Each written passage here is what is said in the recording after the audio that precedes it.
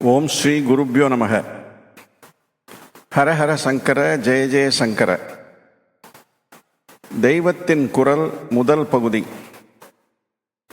காரணமில்லாத பக்தி. பல காரணங்களுக்காக பக்தி புரிந்தாலும் முக்தியை வேண்டி பக்தி செய்வதே இவற்றில் சிரேஷ்டமாகும். ஞானத்தினால்தான் நேரடியாக முக்தி கிடைக்கும். ஈஸ்வர உபாசனையாகிய பக்தியால் அல்ல என்பதே ஸ்ரீ சங்கர முதலிய அத்வைத ஆச்சாரியர்களின் கருத்து. முக்தி என்றால் என்ன? விடுபடுவது என்ற அர்த்தம். விடுபடுவதைத்தான் தமிழிலும் வீடு என்று சுருக்கிச் சொல்கிறார்கள். எதிலிருந்து விடுபடுவது? சம்சாரத்திலிருந்து விடுபடுவதுதான் முக்தி.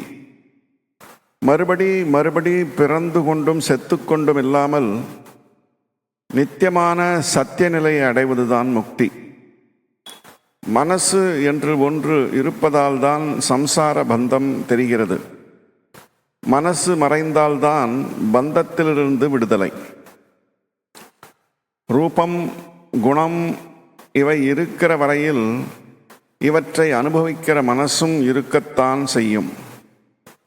பக்தி செலுத்துகிற போது ஈஸ்வரனுடைய ரூபம், குணம் எல்லாவற்றையும் மனசினால் அனுபவிக்கிறோம். பக்தி நிலையிலும் பலவிதமான உணர்ச்சிகள், பரவசம், ஆனந்தம், அழுகை எல்லாம் இருக்கத்தான் செய்கின்றன. மனசு அதற்கு ஆதாரமான வஸ்துவில் கரைந்து போய் அந்த ஆதார வஸ்து மட்டும் நிற்கும் போதுதான் எந்த மாறுதலும் இல்லாத சாந்த நிலை, அதாவது முக்தி, மோட்சம் என்ற நிலை சித்திக்கிறது. இந்த மனசுக்கு ஆதாரமாக இருக்கிற ஆத்மா என்பது என்ன என்று அனவரதமும் விசாரம் செய்து கொண்டே இருப்பதுதான் ஞான மார்க்கம். இதே விசாரத்தில் மனசை முழுக்கினால் கடைசியில் ஈஸ்வரானுகிரகத்தினால் மனசு மறைந்து ஆத்மா இன்னதென்று தெரிந்து விடுகிறது. ஆத்ம சாட்சாத்காரம் என்கிற அந்த நிலையே விடுதலை அல்லது முக்தி என்று தெரிகிறது. ஆனால் கோபாலகிருஷ்ண பாரதியார் பக்தி பண்ணிக்கொண்டிருந்தால் முக்தி பெறலாமே என்று பாடுகிறார்.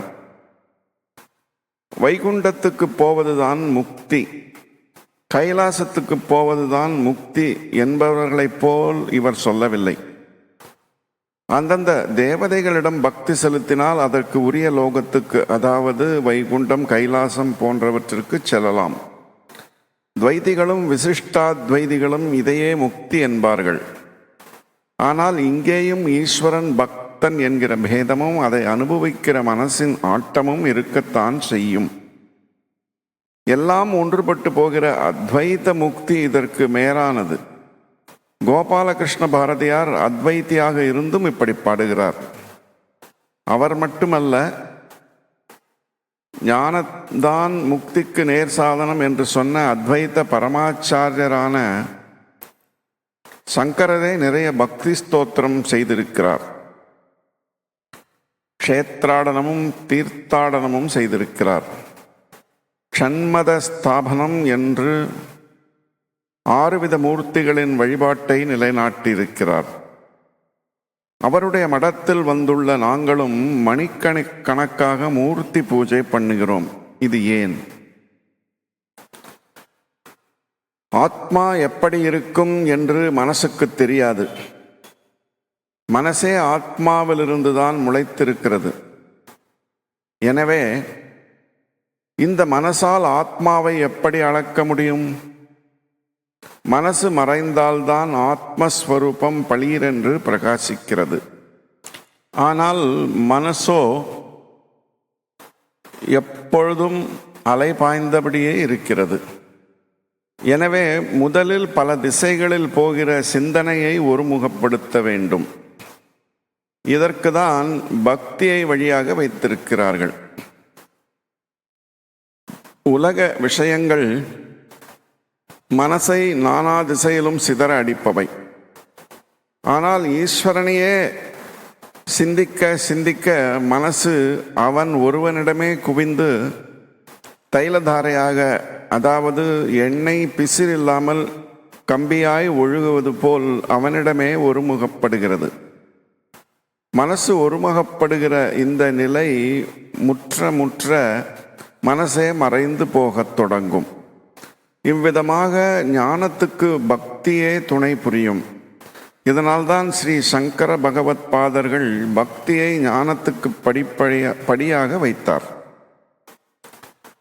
ஆத்ம சாட்சா்காரம் என்கிற முக்தி செத்துப்போன பின் எங்கேயோ போய் அடைகிற நிலை இல்லை. எப்போதுமே ஆத்மா இருந்து கொண்டேதான் இருக்கிறது. அது இல்லாவிட்டால் நம் சரீர யாத்திரை ஏது?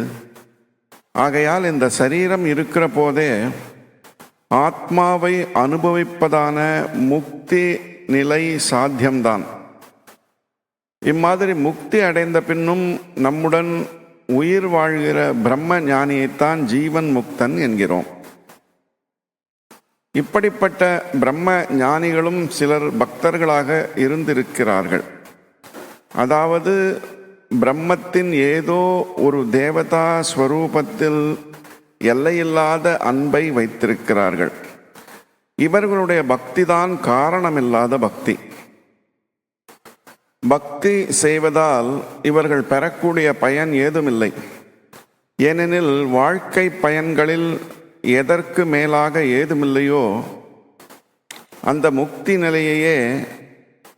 நிலையே இவர்களுக்கு சித்தித்து விட்டது. அதற்கு மேலாக அடைய வேண்டியது என்ன இருக்கிறது?